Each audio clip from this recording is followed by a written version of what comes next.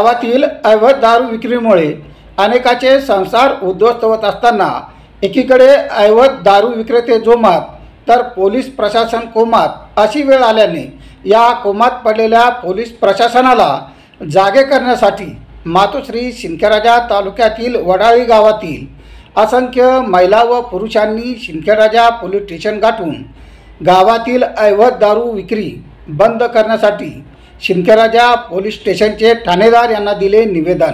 जय भारत जय संविधान। मी प्रवीण कुमार काकडे व आपण बघत आहात लोकप्रश्न न्यूज महाराष्ट्र। मातोश्री शिंदखेडराजा तालुक्यातील वडाळी येथील महिला बचत गट व सरपंच ग्राम वडाळी यांच्या वतीने गावातील अवैध दारू बंद करण्यासाठी ठाणेदार ब्रह्मानंद शेळके यांना निवेदन देण्यात आले।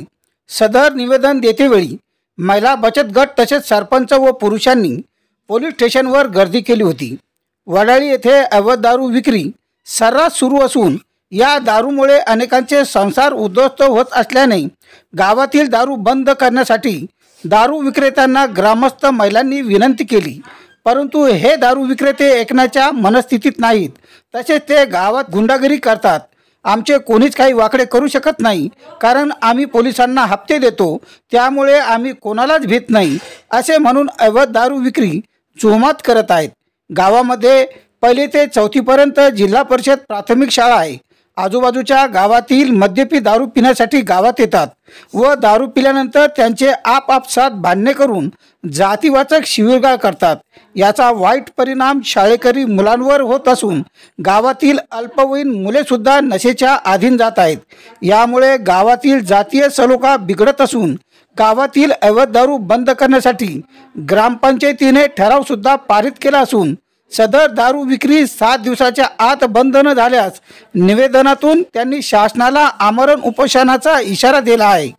निवेदन देतेवेळी सरपंच कुर्सीवरता काकडे, रामभाऊ काकडे, सूर्यकांत काकडे, राजू साबळे, अंभोरे, मच्छिंद्र झिरपे, रमेश मुंडे, कैलास काकडे, दिलीप काकडे, पंडित काकडे, चंद्रकांत काकडे, रामेश्वर काकडे, उद्धव काकडे, अरुण काकडे यांच्यासह असंख्य महिलांची उपस्थिती होती। विजय भालमोडे, शिंदखेडराजा तालुका प्रतिनिधी, लोकप्रश्न न्यूज महाराष्ट्र।